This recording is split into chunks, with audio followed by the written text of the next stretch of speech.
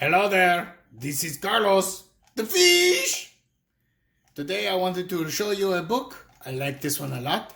It is called The Sneetches and Other Stories by Dr. Suess.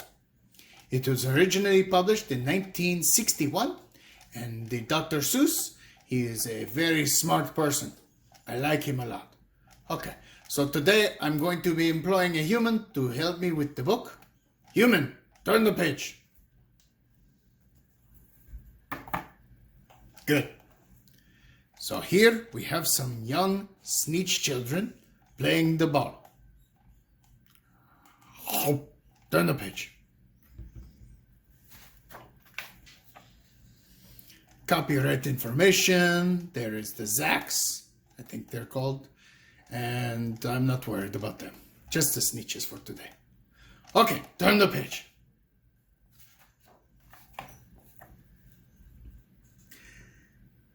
Now the Starbelly Sneetches had bellies with stars. The plain belly Sneetches had none upon thars.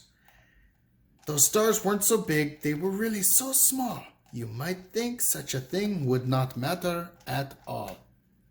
Turn the page.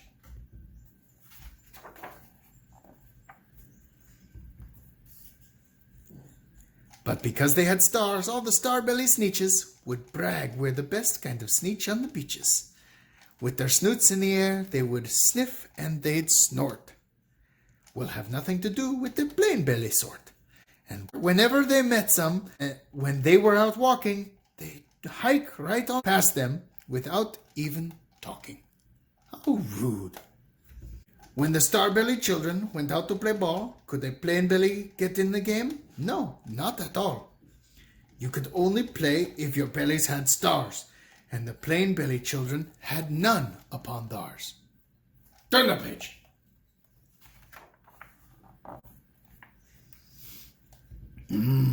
I like wiener roasts. When the Starbelly Sneetches had Frankfurter roasts, or picnics, or parties, or marshmallow toasts, they never invited the plain belly Sneetches. They left them out cold in the dark of the beaches. They kept them away, never let them come near. And that's how they treated them year after year. Turn the page.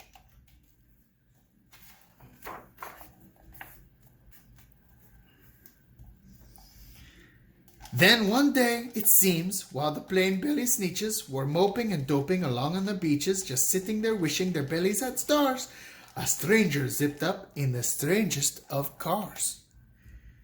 My friends, he announced in a voice clear and keen, my name is Sylvester McMonkey McBean, and I've heard of your troubles. I've heard you're unhappy, but I can fix that. I'm the fix-it-up chappie. I've come here to help you. I have what you need, and my prices are low, and I work at great speed, and all of my work is 100% guaranteed. Turn the page. I like his car. I like this machine too. It's clearly written in and out, like the hamburger joint, which is delicious. Then quickly, Sylvester McMonkey McBean put together a very peculiar machine. And he said, you want stars like a Starbelly Sneetch? My friends, you can have them for $3 each. Just pay me your money and hop right aboard. And so they clambered inside. And then the big machine roared, and it clunked, and it bonked, and it jerked, and it burped. And it bopped them about, but the thing really worked. When the plain belly Sneetches popped out, they had stars. They actually did. They had stars upon thars. Okay? Turn the page.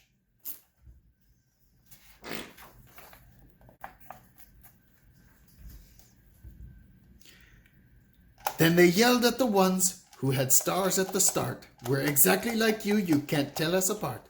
We're all just the same now, you snooty old smarties, and now we can go to your Frankfurter parties. Good grief, groaned the ones who had stars at the first. We're still the best Sneetches, and they are the worst. But now how in the world will we know? They all frowned, if which kind is what, or the other way around. Turn the page.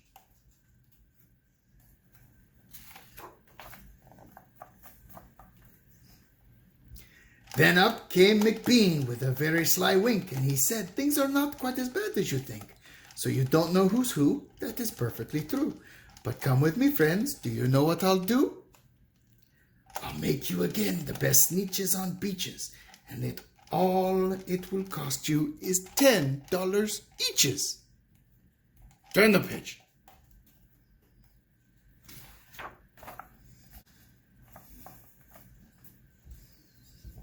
If you haven't figured it out, Sylvester McMonkey McBean is a snake oil salesman. He's not a good guy. He's taking advantage of their fears and anxiety and stuff. And it's very unfortunate that sometimes people are goaded into being fooled by things and people like this guy. Okay. "Belly stars are no longer in style," said McBean. "What you need is a trip through my star-off machine.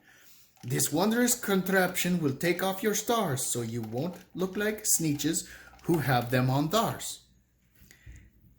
And that handy machine worked very precisely, removing all the stars from their tummies quite nicely. Turn the page. I like this machine too.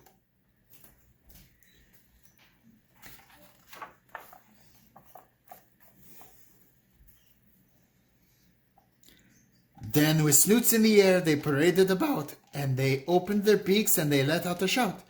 "We know who is who, now there isn't a doubt. The best kind of Sneetches are Sneetches without." Then of course those with stars all got frightfully mad. To be wearing a star now was frightfully bad. Then of course old Sylvester McMonkey McBean invited them into his star-off machine. Then, of course, from then on, as you probably guessed, things really got into a horrible mess. Turn the page.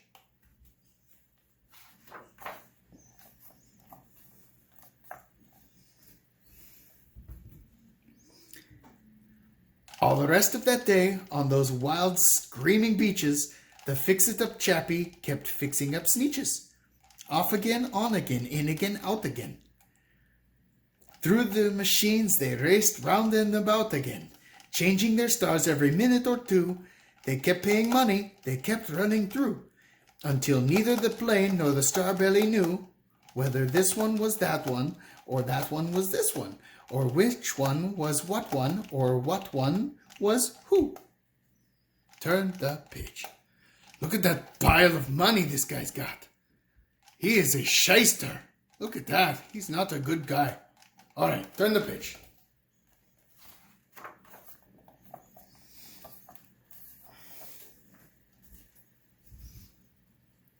Then, when every last cent of their money was spent, the fix-it-up chappie packed up and he went. And he laughed as he drove in his car up the beach. They never will learn, no, you can't teach a Sneetch. Turn the page. Look at all that money. He robbed them blind. Not a nice guy.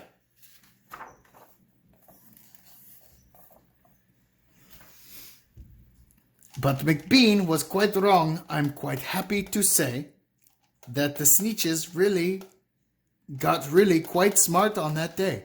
The day they decided that Sneetches are Sneetches and no kind of Sneetch is the best on the beaches.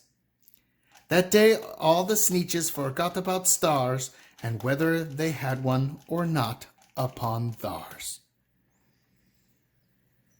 Turn the page. Oh, that's the Zacks. So that was it. All right, close the book.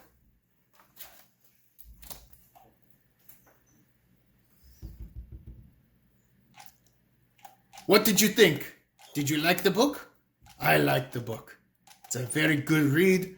I like it a lot. It's got good pictures and good messaging. So just because you have something that other people don't have, you shouldn't use that as a badge of honor to belittle them or berate them or be rude to them or exclude them or, any of the other things that might be going on in society today. Humans are weird. Okay, this is Carlos, the fish. Thank you for watching. Take care. Bye-bye.